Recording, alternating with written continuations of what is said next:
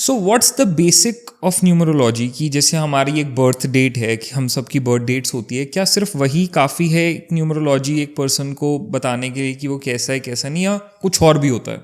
ठीक है, सबसे पहले अगर मैं आपको न्यूमरोलॉजी की बेसिक हिस्ट्री बता दूं तो न्यूमरोलॉजी जो है 150 साल से पहले अगर हम पीछे चले जाएं तो कोई शब्द को जानता भी नहीं था।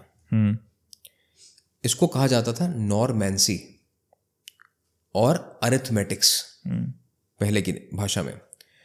था क्या, न्यूमरोलॉजी एक बेसिकली अडेप्टेड कॉन्सेप्ट है। आप देखते हैं कि जब इंडियन की बात करते हैं, हम इंडियन सिस्टम की बात करते हैं, तो यहाँ पे हम वैदिक ज्योतिष की बात करते हैं, अंकशास्त्र की बात करते हैं। ऐसे ही आज से तकरीबन 5000 साल पहले एक ट्राइब थी शैल्डियंस। उन्होंने क्या सोचा कि हर चीज़ को हम तोल सकते हैं, वज़न है, डिस्टेंस है, नंबर्स हैं, लेकिन भाषा एक ऐसी चीज़ है जिसको हम क्वांटिफाई नहीं कर सकते। तो उन्होंने क्या सोचा कि लेटर्स को भी हमें एक न्यूमेरिक वैल्यू में कन्वर्ट करना चाहिए। तो उन्होंने सिजिल्स बनाए। सिजिल्स क्या होते हैं? Lines and drawings. जैसे आप देखते हैं मैंडरिन लैंग्वेज है, स्टैट्स में हम देखते हैं 4 लाइन बनाते हैं, फिर हम एक क्रॉस करते हैं तो 5 बन जाता है। तो ऐसे ही उन्होंने डिफरेंट सिजिल्स बनाए और उनको 1 से लेकर 8 तक नंबर दिया। 9 नंबर उनके लिए स्पेशल था क्योंकि 9 is a divine number in its own self. 9 में आप कुछ भी जोड़ो वही नंबर वापस आ जाता है, मल्टीप्लाई करो तो वैल्यू चेंज हो जाती है। Okay. जैसे 1 + 9 इज 10, वापस 1 आ गया। 2 + 9 इज 11, 2 वापस आ गया। तो 9 बड़ा स्पेशल नंबर है। और अगर मल्टीप्लाई करोगे तो 1 × 9 इज 9 आ गया। 2 × 9 इज 18, 9 आ गया वापस। तो उन्होंने कहा कि 9 नंबर बड़ा स्पेशल है, ये हम अपने राजा के लिए रखते हैं। और इसके आगे जीरो का कॉन्सेप्ट था नहीं, वो इंडिया में था। Okay. आर्यभट्टा के समय की हम बात कर रहे हैं। तो 8 नंबर उन्होंने बनाए, एक लैंग्वेज बनाई उन्होंने जिसको उन्होंने नंबर्स का नाम दिया। अब यहाँ पे क्या हुआ कि ये थी जगह जिसको हम कहते हैं बेबीलोनिया, मिडल ईस्ट और यूरोप। यहाँ पे अलेक्जेंडर ने इन्वेड करा, या वो आए, ट्रैवल करते करते आए। तो यहाँ पे उनको देखा कि अच्छा ये कोई नई चीज़ है। उसके बाद जब वो इंडिया पहुँचे, इन्वेड करने की कोशिश करी, he came from all the way from Babylonia to India. तो यहाँ पे स्कॉलर्स की बातचीत होती थी। तो ऐसा नहीं कि लड़ाई हो रही है तो हर समय सिर्फ जंग तलवारी खिंची हुई है, आपस में बातचीत होती थी। They said that what have you got. तो उन्होंने कहा ये चीज़ है। इंडिया में इस चीज़ को रिजेक्ट कर दिया कि उसी समय पे कि यहाँ पे हर कोस मील पे भाषा चेंज थी। कहीं राजस्थानी है, मराठी है, कहीं गुजराती है, कहीं मारवाड़ी है, कहीं तेलुगु है। तो उन्होंने कहा ये तो हमारे यहाँ कॉन्सेप्ट नहीं चल सकता, it went under the rugs. अब ये आते हैं ब्रिटिशर्स। ब्रिटिशर्स कहते हैं अमेरिका के पास जिप्सी साइंस है, ग्रीस के पास पाइथागोरस है, ग्रीक गॉड्स हैं, अरब वर्ल्ड में, पर्शिया वर्ल्ड में एक अलग कॉन्सेप्ट है, इंडिया के पास ज्योतिष है, हमारे पास कुछ नहीं है। तो इन्होंने कहा न्यूमरोलॉजी को रिवाइव करते हैं। इन्होंने सारी बुक्स उठाई, थोड़ा सा कॉन्सेप्ट लिया अंकशास्त्र से, थोड़ा सा कॉन्सेप्ट चाइना से लिया, थोड़ा सा कॉन्सेप्ट इन्होंने लिया यहाँ से, बेबीलोनिया से, and it became numerology world itself. तो अरिथमेटिक्स और नॉर्मेंसी अरिथमेंसी बन गया ये। तो 150 साल पहले कोई अगर हम पूछे तो न्यूमरोलॉजी को कोई जानता नहीं था। But why numerology is so specific, why is it gaining more popularity? अब उन्होंने शैल्डियंस ने कितनी वैल्यूज बनाई थी? 8। इंग्लिश अल्फाबेट्स में कितने अल्फाबेट होते हैं? 26। 2 + 6 एड्स अप टू 8। तो उनके लिए परफेक्ट साइंस बैठ गई है। अब इन्होंने क्या किया, ब्रिटिशर्स और या वेस्टर्न वर्ल्ड अगर मैं बात करूं, not naming any one of them, but they are very good in marketing. इन्होंने हमारी साइंस को लिया, सिंप्लीफाई किया और उसको बेटर तरीके से प्रोजेक्ट करना शुरू कर दिया। उसमें फिर कीरोस की रिसर्च आ गई, पाइथागोरस आ गया, डिफरेंट फॉर्म्स ऑफ न्यूमरोलॉजी आ गए, चाइनीज आ गए। But the most accurate form of numerology became Chaldean numerology because of its proven time and again usage. Okay. आप कभी अगर लंदन यूरोप गए हो तो वहां पे एक सुपर स्टोर का नाम था हैरिड, लग्जरी सुपर स्टोर है। जब वो दुकान खोली तो खाली थी। किसी ने उनको बोला कि इसमें ना आप एस लगा दो, हैरिड्स कर दो इसको। जिस गली में दुकान थी ना वो गली छोटी पड़ गई, उनको इतनी बिल्डिंग्स लीज पे लेनी पड़ी।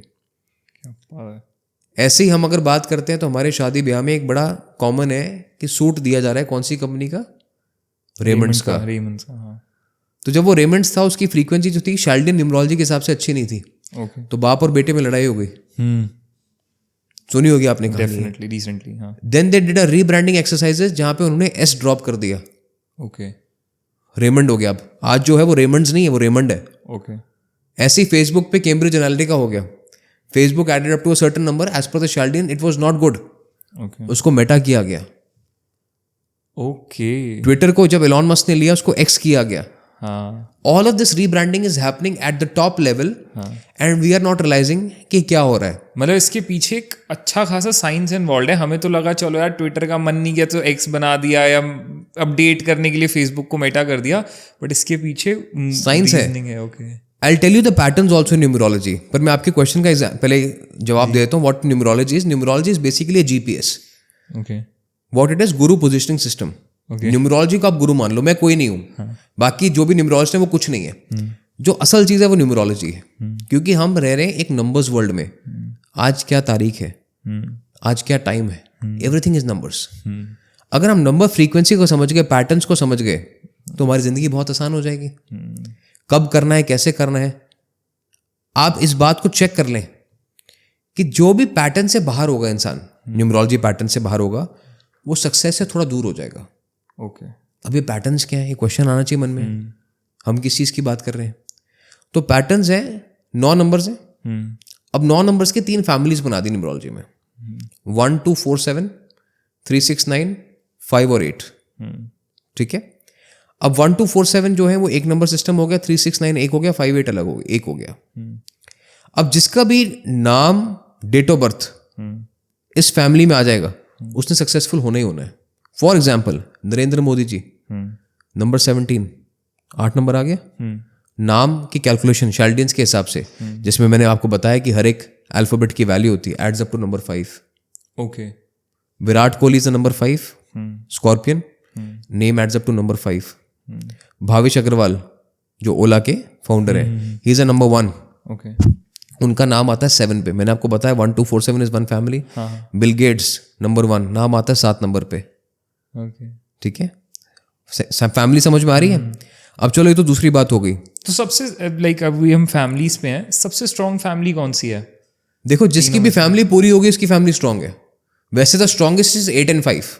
ओके जिसके पास भी 8 और 5 मिल गए, उसने तो करिश्मा करना ही करना है। 8 और 5 एज इन अगर बर्थ डेट अगर calculates to 8।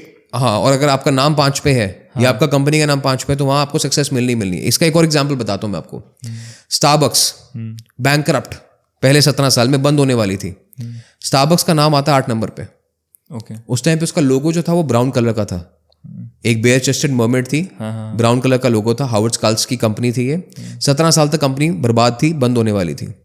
What they did was they just changed the logo. मैं कहता हूँ ना, जब अच्छा होना होता है ना, तब अचानक से दिमाग में ख्याल आता है, इंट्यूशन आती है। और तभी मैं कहता हूँ कि अपनी अंतर आवाज को जरूर सुनना चाहिए। He change the logo to green. Green is the colour of number 5, Mercury, Budh. तो जहां 8 और 5 मिला, वापस से ब्रांड रिवाइवल हो गया। चलो छोड़ो दूसरी बात। अब तो कंपनी बड़ी बन गई, 16 साल कंपनी चली। 2008 में अच्छा समय कंपनी ने बिता लिया, लोगो चेंज के बाद ब्रांड बन गया। 2008 में उन्होंने कहा वील सेलिब्रेट द सक्सेस, इस लोगो को ब्लैक कर देते हैं। वापस sales dropped, they had to go back again to green. Science, numerology. तभी जेपी मॉर्गन साहब ने क्या बात बोली है। JP Morgan is one of the wealthiest investment bankers of the west. वो क्या कहते हैं कि millionaires don't use astrology but billionaires do. आप अपनी मेहनत से मिलियनियर तो बन सकते हो, पर बिलियनियर बिना किस्मत के नहीं बन सकते। अक्षय कुमार भी ये बात कहते हैं कि 65% इज लक, 30% इज योर मेहनत। कितने लोग हैं जो आज हमसे ज्यादा मेहनत करते होंगे? ट्रू। पर वही बात है कि जो इंसान सही समय पे सही जगह पे है, वही सक्सेसफुल होता है। अब ये क्वेश्चन आएगा कि सही समय सही जगह पहचाने कैसे? That is what numerology is. तो numerology is what to do, when to do, how to do, and understanding your own strengths and opportunities. मैं वीकनेस भी नहीं कहता हूं, मैं कहता हूं अपॉर्चुनिटीज।